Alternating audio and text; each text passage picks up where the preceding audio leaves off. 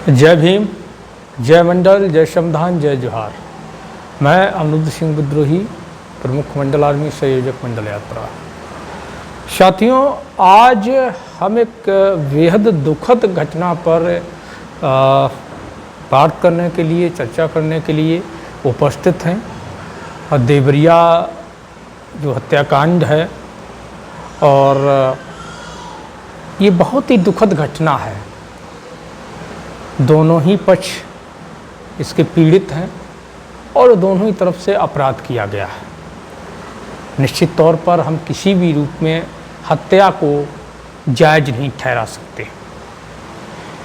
हम दोनों पक्षों के प्रति, दोनों पीड़ित परिवारों के प्रति अपनी संवेदनाएं व्यक्त करते हैं, उनके साथ अपनी संवेदना रखते हैं और सरकार से आशा करते हैं, प्रशासन से आशा करते हैं कि दोनों पक्षों के साथ न्याय हो और दोनों पक्षों के जो अपराधी हैं उनको सजा मिले। लेकिन इसके पीछे की असल वजह क्या है और अब जो हो रहा है, इस दुखद घटना के बाद जो राजनीति हो रही है, जो अन्याय हो रहा है, जो अत्याचार हो रहा है, विशेष रूप से एक तरफा जो कार्रवाई की जा रही है, एक तरफा जो पक्षपात किया जा रहा है, जो जिसमें शलभमणि त्रिपाठी जो वहाँ के एमएलए हैं, बीजेपी के एमएलए हैं और सत्ता में हैं, और पूरा बीजेपी की सरकार, पूरा प्रशासन बीजेपी सरकार के इशारे पर, ब्राह्मण नेताओं के इशारे पर, मंत्रियों विधायकों के इशारे पर जो एक तरफा कार्रवाई करने का काम कर रहा है, ये सरासर निंदनीय है और इसको किसी भी हाल में बर्दाश्त योग्य नहीं है। इसको बर्दाश्त नहीं किया जा सकता है। तो साथियों, सबसे पहले हम बात कर लेते हैं कि भाई घटना क्या है।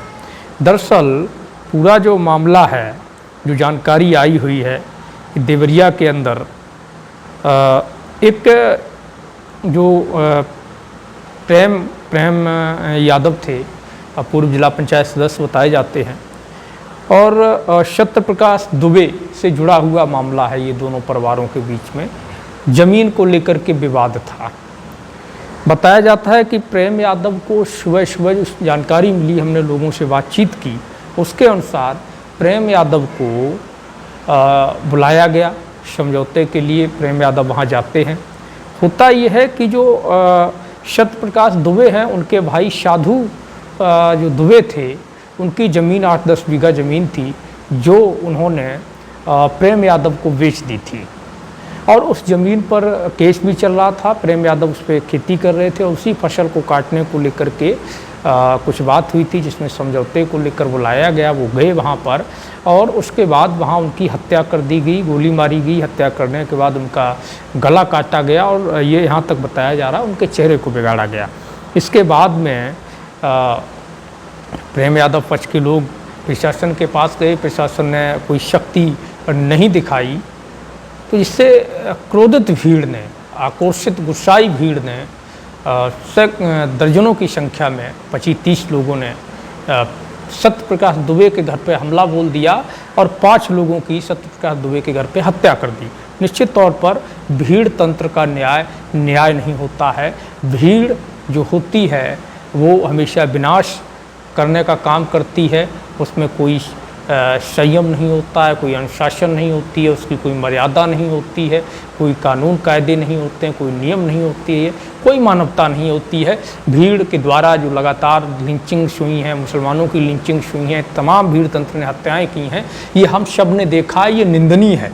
निश्चित तौर पर इसकी जितनी निंदा की जाए कम है, इसको सराहा नहीं जा सकता। लेकिन अगर प्रशासन ने शक्ति दिखाई होती तो शायद ये घटनाएं नहीं होती। इसमें प्रशासन पूरी तरीके से दोषी है। उसके बाद भी आप अगर देखेंगे कि लगातार जो है एक तरफा अब कार्रवाई हो रही है। मुख्यमंत्री योगी आदित्यनाथ जी अस्पताल में सत्य प्रकाश दुबे के घायल बेटे से मिलने गए, जाना चाहिए, वो मुखिया हैं, इसमें कोई गलत नहीं है।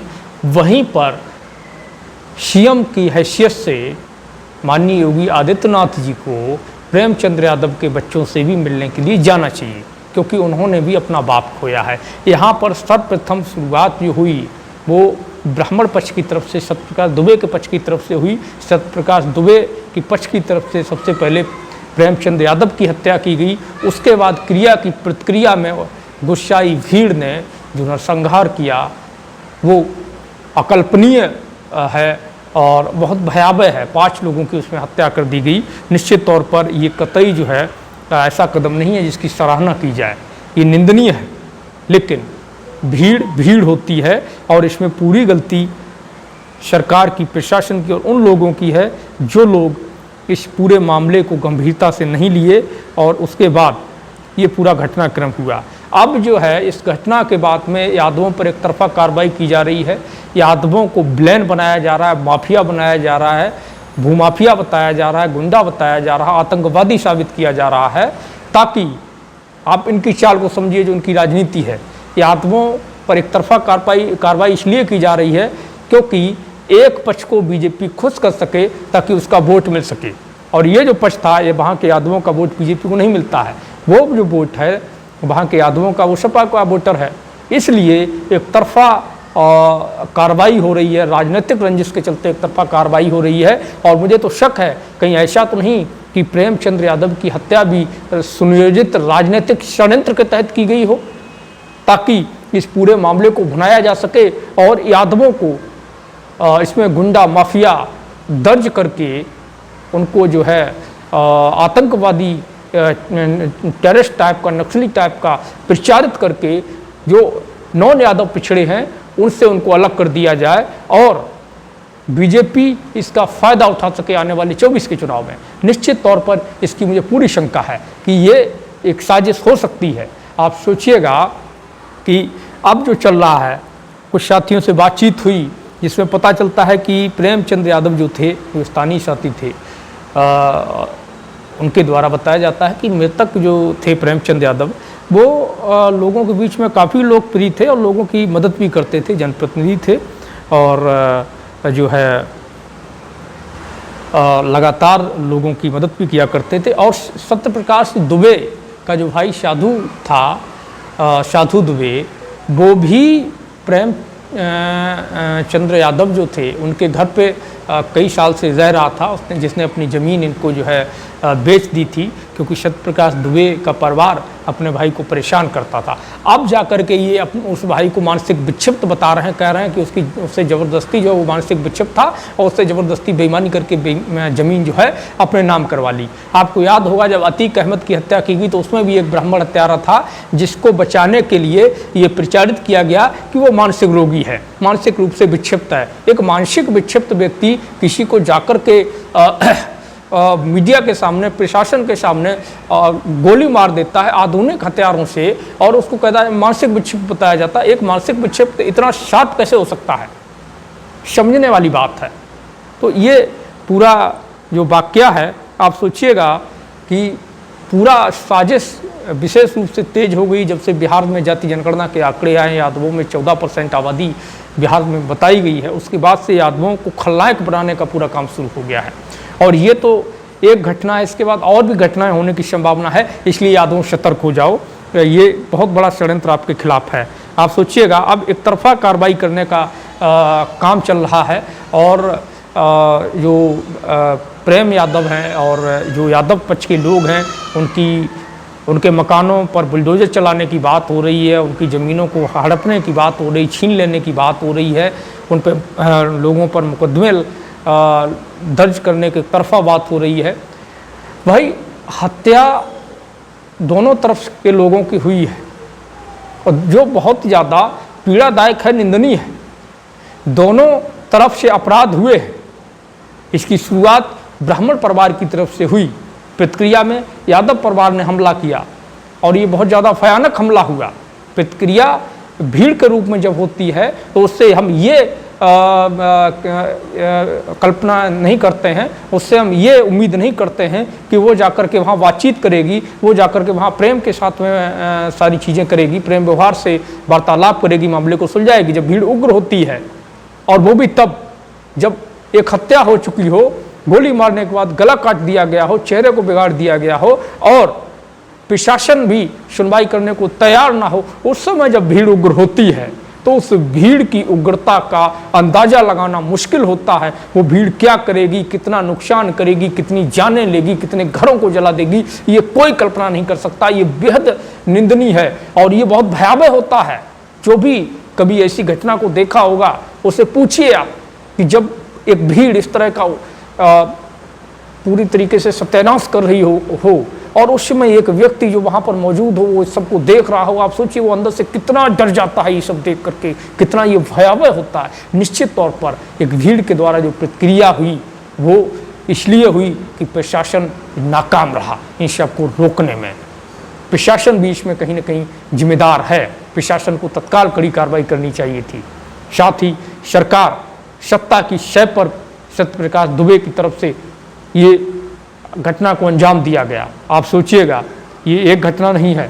और मैं कुछ और साथियों के जो सवाल है मैं उनसे ही सवाल के रूप में पूछ लेता हूं। आज हमने जब इस घटना को उठाया इतनी गंभीरता से, हमने तब उठाया जब एक तरफा कार्रवाई की जा रही है। हमने ये कतई नहीं कहा कि प्रेम यादव के पक्ष जो पक्षकार हैं, प्रेम यादव के पक्ष से जो लोग हैं उन पर कार्रवाई ना हो, केवल ब्राह्मणों पर कार्रवाई हो। हम सिर्फ ये कह रहे हैं कि कार्रवाई एक तरफा नहीं होनी चाहिए, न्यायिक जांच होनी चाहिए और दोनों तरफ के दोषियों पर कड़ी कार्रवाई होनी चाहिए और दोनों तरफ के पीड़ितों को न्याय मिलना चाहिए। लेकिन हो क्या रहा है, एक तरफा कार्रवाई यादवों पर हो रही है, एक तरफा यादवों को ब्लेम बनाया जा रहा है। शलमणि त्रिपाठी जो है फेसबुक पोस्ट करके कहते हैं कि छोड़ा नहीं जाएगा, बुलडोजर चला दिया जाएगा। ये कहाँ का न्याय है?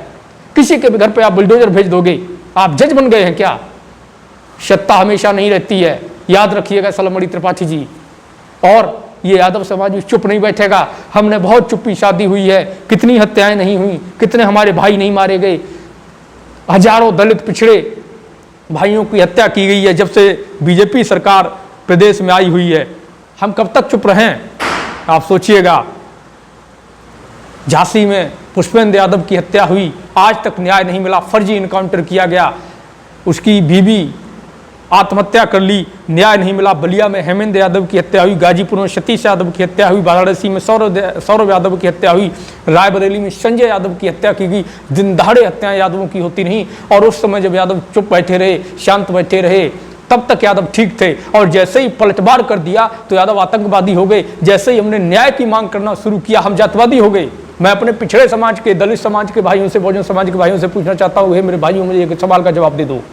जब हम नॉन यादव पिछड़ों, दलितों, आदिवासियों और मुस्लिमों पर अत्याचार के खिलाफ आवाज उठाते हैं, तब आप क्यों नहीं कहते हो कि विद्रोही तुम जातिवादी हो? आज जब यादवों पर एक तरफा कार्रवाई हो रही है, एक तरफा उनके ऊपर अत्याचार हो रहा है, और ये आज से नहीं हो रहा है, आप भी देख रहे हो कितने यादव मारे जा चुके हैं पिछले 7-8 साल के अंदर। जब से बीजेपी प्रदेश की सत्ता में आई है, कितने यादवों की हत्या नहीं की गई है, कितने बहनों का बलात्कार नहीं किया गया है, कितने यादवों के फर्जी इनकाउंटर नहीं करवाए गए हैं। क्या आपको नहीं पता इसका? आपको भी पता है। लेकिन आज जब हमने सवाल उठाया, जब हमने न्याय की मांग की, जब हमने सवाल उठाया कि एक तरफा कार्रवाई नहीं होनी चाहिए, न्यायिक जांच होकर के निष्पक्ष कार्रवाई हो, दोनों पक्ष पर कार्रवाई होनी चाहिए, जो दोषी है उन पर, और दोनों पक्ष के पीड़ितों को न्याय मिलना चाहिए, तब आप लोग हमसे कहते हो कि हम जातिवाद कर रहे हैं। गैर यादव की जब हम आवाज उठाते हैं तो जातिवाद नहीं होता क्या? उस समय आप क्यों नहीं कहते विद्रोही तुम जातिवादी हो? आज आप हमें जातिवादी बता रहे हैं। इसी वजह से हमेशा ये 10% लोग हमारे ऊपर हावी रहते हैं, सिर्फ इसी वजह से। बताइए क्या वास्तव में जातिवादी है? कितने पटेलों की हत्या नहीं हुई, कुशवाहों की हत्या नहीं हुई, जाटों को नहीं मारा गया, गुजरों पर अत्याचार नहीं हुआ है, जाटों पर अत्याचार नहीं हुआ, कुम्हारों पर, मल्लाहों पर, लगातार पिछड़ी दलित जातियों पर उत्तर प्रदेश के अंदर, मुसलमानों पर उत्तर प्रदेश के अंदर लगातार अत्याचार हो रहा है। और ये उत्तर प्रदेश का सवाल नहीं है, जहां जहां भाजपा की सरकार है वहां वहां पिछड़ी जातियों को विशेष रूप से टारगेट किया जा रहा है। मध्य प्रदेश में ग्वालियर के अंदर गुजरों पर फर्जी मुकदमे लगाए गए, यादवों पर फर्जी मुकदमे लगाए गए। किस लिए? सिर्फ इसलिए कि गुजर स्वाभिमान रैली निकली और वो लोग ज्ञापन देने के लिए प्रशासन के पास गए, प्रशासन ने ज्ञापन लेने से मना कर दिया और कुछ प्रशासन की तरफ से प्रतिक्रिया हुई, जिसके जवाब में कुछ युवा थोड़ा सा भड़क गए होंगे, हो सकता है कुछ बोल दिया हो, उसको लेकर के लाठीचार्ज किया गया, आंसू गैस के गोले छोड़े गए। और यहीं तक नहीं रुके, जब इससे मन नहीं भरा तो हमारे गुर्जर समाज के, यादव समाज के युवाओं के ऊपर NSA लगाया गया, उन पर इनाम घोषित किया गया। हमारी बहनों को परेशान किया जा रहा है, हमारी बेटियों को परेशान किया जा रहा, हमारी माताओं को परेशान किया जा रहा, हमारे बुजुर्गों को परेशान किया जा रहा। जो वीडियो आ रहा है आप नहीं देख रहे हैं क्या? न्याय की आवाज उठाना जातवाद कैसे हो गया, मुझे ये बता दीजिए मेरे प्यारे बहुजन भाइयों। अगर ये आपकी नजर में जातवाद है तो मेरा जवाब ये है कि हाँ, मैं जातवादी हूं। अगर न्याय की बात करना जातवाद है तो मैं जातवादी हूं, मुझे कोई गुरेज नहीं। और निश्चित तौर पर मैं इसी जातिवाद के साथ में, जब किसी नॉन यादव पिछड़े के साथ अत्याचार होगा, नॉन यादव पिछड़े के साथ, दलित के साथ अत्याचार होगा, आदिवासी के साथ अत्याचार होगा, किसी अल्पसंख्यक मुसलमान के साथ, पसमानदा के साथ अत्याचार होगा, तो मैं इसी जातिवाद की मुखरता के साथ में उसके न्याय की भी आवाज़ उठाऊंगा। तब भी मैं आपसे अपील करूंगा, उस समय भी आप मुझे जातिवादी कहिएगा।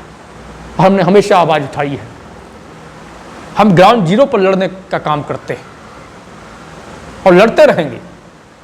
आप कब समझेंगे इनकी चालों को, कब समझेंगे इनको? ये बौखलाए हुए हैं पूरी तरीके से। उत्तर प्रदेश में जाति जनगणना नहीं करा रहे हैं, लगातार आरक्षण को खत्म कर रहे हैं, लगातार पिछड़े दलितों पर हमला कर रहे हैं, मुसलमानों पर हमला कर रहे हैं, लीचिंग करवाई जा रही है, बहनों के बलात्कार करवाए जा रहे हैं, हत्याएं करवाई जा रही हैं, फर्जी इनकाउंटर करवाए जा रहे हैं, सत्ता की सर पे सब कुछ हो रहा है। हम इस घटना की सराहना नहीं कर रहे हैं, हम इसको सही नहीं ठहरा रहे हैं, हम इस पर अफसोस जता रहे हैं कि घटना हमारे उत्तर प्रदेश में हुई और इस घटना में 6 लोगों ने अपनी जान गंवाई, एक पूरा परिवार चला गया। एक परिवार ने के बच्चों ने अपना पिता खोया, किसी ने अपना पति खोया, किसी ने अपना बेटा खोया। ये चिंता का विषय है, ये धिक्कार है योगी जी की शासन व्यवस्था पर, ये थू है प्रदेश की प्रशासन व्यवस्था पर, ये थू है उनके मुंह पर जो जातिवाद का जहर बो रहे हैं देश के अंदर, जो देश में लगातार दंगे लगाने का काम करते हैं, जिन्होंने भीड़ तंत्र को बढ़ावा दिया है हिंदू मुसलमान के नाम पर, धर्म के नाम पर। आज वो आग जब उनके घरों तक पहुंची तो बुरा लग रहा है। जब यादवों की हत्या हो रही थी, जब मुसलमानों की लीचिंग हो रही थी, तब बड़े खुश हो रहे थे। आज जब पलटवार हो गया, घर आज आग आपके घर तक आ गई तो आपको तकलीफ महसूस हुई, आपको जलन महसूस हुई। ये जलन उस समय भी महसूस होनी चाहिए जब पड़ोसी के घर में आग लगती है, जब किसी पड़ोसी की लीचिंग होती है, जब किसी गैर ब्राह्मण की लीचिंग होती है, जब किसी गैर ब्राह्मण की हत्या होती है, एनकाउंटर होता है, किसी बहन का बलात्कार होता है, तब भी ये जलन महसूस होनी चाहिए। तब आएगा आपका वास्तव में आपके पास सामाजिक न्याय, तब आपको समझ में आएगा कि वास्तव में मानवता क्या होती है। तब हम आपको मानेंगे कि आप न्यायप्रिय है, मानवतावादी है। कुछ लोग कहते हैं कि विद्रोही पर मुकदमा कर दो मुकदमा, डर जाएंगे क्या? हम डरने वाले लोग नहीं हैं, हम गलत नहीं बोल रहे हैं, हमने सच की बात की है, न्याय की बात की है, न्याय की मांग की है। और मैं यादवों से कहना चाहता हूँ, सुन लो यादवों, लगातार यादवों की हत्याएं हो रही हैं। उत्तर प्रदेश हो, बिहार हो, राजस्थान हो, मध्य प्रदेश हो, हरियाणा हो, चाहे जहाँ, लगातार यादवों की हत्याएं हो रही हैं। कहीं भी तुम्हारा नेता निकल के नहीं आता है जिसको तुम वोट देते हो, जिसको तुम सर पे घुमा के बैठते हो। कौन वो नेता तुम्हारा है तुम्हें खुद पता होगा, चाहे वो विधायक हो, सांसद हो या उससे ऊपर कोई भी हो। कभी भी तुम्हारे जातीय संगठन के लोग निकल के नहीं आते हैं जिनको तुम झंडा उठा के घूमते हो। सिर्फ अहिर रेजिमेंट की रैली लेकर के आ जाते हैं, ये दिखाने के लिए हम समाज के हितैषी हैं। बाकी जो समाज के ऊपर अत्याचार हो रहा है उसकी आवाज़ कौन उठाएगा? क्योंकि पता है अहिर रेजिमेंट के लिए मेहनत करने की जरूरत नहीं है, अहिर रेजिमेंट में नुकसान नहीं उठाना पड़ेगा, लाठी नहीं खानी पड़ेगी, ज़्यादा जेल जाने का ज़्यादा डर नहीं है। बस रैली निकालो, अनाउंसमेंट कर दो, अहिर रेजिमेंट का नाम सुनते ही यादव समाज अपने आप भीड़ बन के आ जाएगा और बढ़िया व्यवस्था भी कर देगा, फूल माला स्टेज से लेकर के खाने पीने का सब इंतजाम कर देगा। इसलिए मैं कहता हूं कि अगर आप साथ देने को तैयार हो तो हम लड़ने के लिए तैयार हैं। और ये आप भी जानते होंगे कि हम डरने वाले नहीं हैं, मर जाएंगे लेकिन पीछे नहीं हटेंगे, ये जान लीजिए। लेकिन आप लोगों को एक वादा हमसे करना होगा, वो वादा यह करना होगा कि आप अपनी तरफ से कभी भी नॉन यादव पिछड़ों पर, दलितों पर, आदिवासियों पर, अल्पसंख्यकों, पसमानदाओं पर अत्याचार नहीं करेंगे। अगर कोई यादव करता है तो उसका विरोध करेंगे। आप कभी भी हमारे दलित भाइयों के साथ में छुआछूत का भेदभाव नहीं करेंगे। आपको ये वादा अवश्य करना होगा। और सामाजिक न्याय की लड़ाई में हमारे नॉन यादव पिछड़े भाइयों, दलितों, आदिवासियों, अल्पसंख्यकों के साथ होने वाले अत्याचार के खिलाफ लड़ाई में आप साथ मजबूती से खड़े रहेंगे, ये आपको वादा करना पड़ेगा। इस लड़ाई को हम पूरी मजबूती से लड़ेंगे।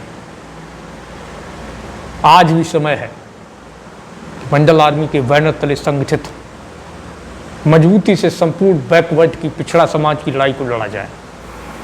चाहे वो जाति जनगणना की लड़ाई हो, चाहे आरक्षण की लड़ाई हो, सामाजिक न्याय की लड़ाई हो, अत्याचार के खिलाफ, अन्याय के खिलाफ न्याय की लड़ाई हो, सम्मान स्वाभिमान की लड़ाई हो, पूरी मजबूती से हम लड़ेंगे। लेकिन आपको साथ आना पड़ेगा और साथ ही आपको भेदभाव, छुआछूत का जो इन ब्राह्मणवादी व्यवस्था के लोगों ने, मनवादियों ने जो आपके अंदर भरा है कि ये ऊंचा वो नीचा, ये बड़ा वो छोटा, ये बड़ी जाति वो छोटी जाति, ये अछूत वो सछूत, इस भेदभाव को अपने मन से निकालना होगा। तब जाकर के हम मजबूत बनेंगे, तब जाकर के हम इनका मुकाबला कर सकते हैं। क्यों? क्योंकि पूरे सिस्टम में ये लोग बैठे हुए हैं, संख्या इनकी कम है, लेकिन पूरे सिस्टम पे इनका कब्जा है। मजबूती से लड़ना पड़ेगा। तय आपको करना है कि आप क्या चाहते हैं। आज के दौर में जब ये नृशंस हत्याकांड हुआ और इस पर एक तरफा कार्रवाई यादवों पर हो रही है, जब यादवों की हत्याएं लगातार हुई, आज भी अपराधी कई खुलेआम घूम रहे हैं। पुष्पेंद्र यादव के हत्यारे को आज तक सजा नहीं मिली। जितेंद्र यादव नोएडा जिम ट्रेनर को गोली मारने वाला जो अपराधी था, उसको आज भी सजा नहीं मिली। आज भी जितेंद्र यादव को न्याय नहीं मिल पाया। आज भी तमाम यादव, नॉन यादव पिछड़े भाइयों के हत्यारे, उनके साथ अन्याय करने वाले, बेटियों के साथ बलात्कार करने वाले खुलेआम घूम रहे हैं। आज तक उनके ऊपर कोई कार्रवाई नहीं हुई। और हम लोग इस चाल को नहीं समझ पाए। आज वक्त है कि हम मिलकर के इस अन्याय के खिलाफ लड़ने का काम करें। ये लड़ाई हमें लड़नी होगी, इसका जवाब हमें देना होगा। संवैधानिक दायरे में लोकतांत्रिक तरीके से, शांतिपूर्ण तरीके से संगठित होकर के हमें इसका हल निकालना होगा। और जहाँ भी अन्याय हो वहाँ पूरे बैकवर्ड समाज को, यादव, नॉन यादव, यादव के साथ अन्याय हो तो यादव के साथ गैर यादव, ओबीसी, एससी, एसटी साथ आए, और गैर यादव, ओबीसी, एससी, एसटी के साथ अन्याय हो तो सबसे पहले यादव आगे खड़ा मिले। तब जाकर के हम इनको हरा सकते हैं, तब जाकर के हम अपने समाज के लिए न्याय हासिल कर सकते हैं। अभी भी ज़्यादा वक्त नहीं हुआ है, संगठित होने की ज़रूरत है। अगर सबसे ज़्यादा बिखराव किसी समाज में है, मैंने 5 प्रदेशों का दौरा किया है, जो गांव-गांव का, वैसे तो कई प्रदेशों का किया, 5 प्रदेशों में मैं गांव-गांव गया हूं। और गांव-गांव जाकर के मैंने जो देखा है, उसमें ये देखा कि सबसे ज़्यादा अगर बिखराव है तो यादवों में है। पड़ोसी यादव को कोई मार के चला जाए तो बगल वाला यादव बोलेगा नहीं। और यही कमोबेश स्थिति लगभग ओबीसी जातियों में बनी हुई है। इसलिए संगठित होने की जरूरत है।